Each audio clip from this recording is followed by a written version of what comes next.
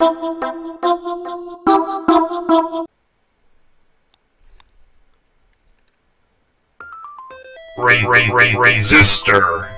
Hello everyone, so this is an update of the development of the Resistor game. So I'll be going over some of the new features that have been added in the past week. The first thing you'll probably notice, there's many new sound effects in the game. As you can see, there's a clicking sound whenever I move between the menu items, and as you probably heard when I started the game, I did some voice recordings and used Audacity to give my voice a more robotic sound. So as you can probably see at the top of the screen, I now have the selectable resistors. Currently I have resistors 1 through 9 selectable, and also a default wire.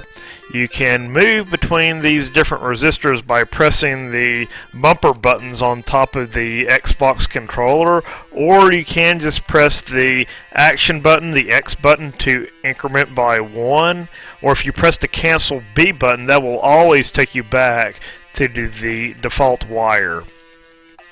So basically now I have a battery icon for the starting location of the flow in the game. Before it was just a default wire that was in a static location.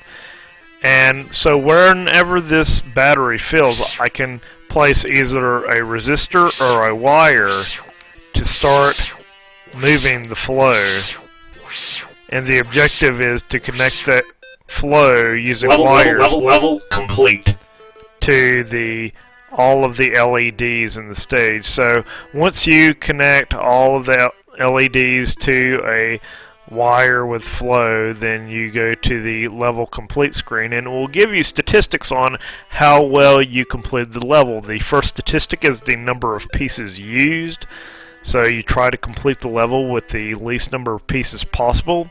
You get a score for the luminosity, which is basically trying to attach the LEDs to wires with the maximum flow possible. And finally, time is basically how long it took you to complete a level. So there's 4 different ranks you can get. S is the highest rank, then you have A, B, and C ranks below. So as you can see, now I have 5 different levels that can be played. This is the second level, and I basically level complete. I used a tile editor to generate these levels. So here's the first level where you can actually lose, because you have 2 LEDs that are lower than the flow coming out of the battery. So the first one's okay because it's a 2, but as soon as I connect this one, it's going to bust and I'll lose the stage. Game over. So I can quickly retry. So to correctly complete this level, I'll need to switch to the 1 resistor and connect that one, and I can also go ahead and connect this other one at the same time. Level complete.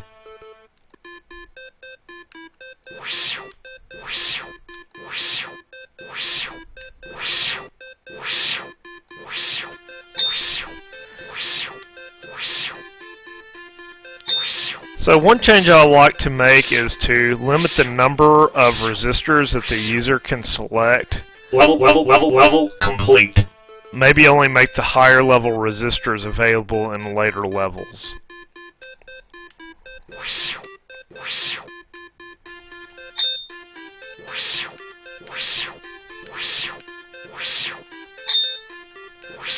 So it's a fairly simple game. Level complete.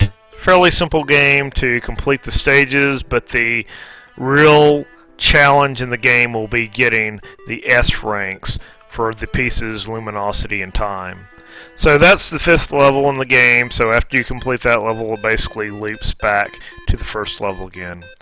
One thing you might notice is I can move the cursor off the game board. This is something that I've been trying to decide whether I would want to only allow the player to move the cursor on the game board, but there are some stages, like the one that you probably saw earlier, the donut stage, where you have a big empty space in the middle of the stage. So the default position is the cell 5, 5 for all the stages, so that default position would set the cursor off the board, which would be an illegal position if I didn't allow the user to move the cursor off board.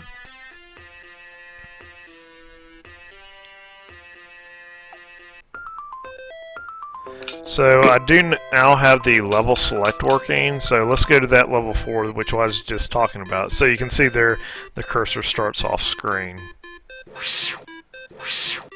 So basically now I think I have a complete working game. So now it's just adding maybe a few additional features. I might want to add things like capacitors. So if you reduce the flow, then you can increase the flow again using a capacitor after a Level complete. fills up.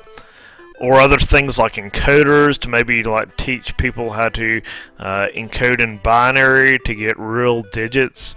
And maybe things like AND gates and OR gates. I'm still thinking of how those will work, but I think I have a solid core game at the moment, so now it's just going to be adding a lot of bells and whistles to make this look more impressive. So that's the current status of the game for this week. Hopefully I'll have more done next week. Thanks for watching.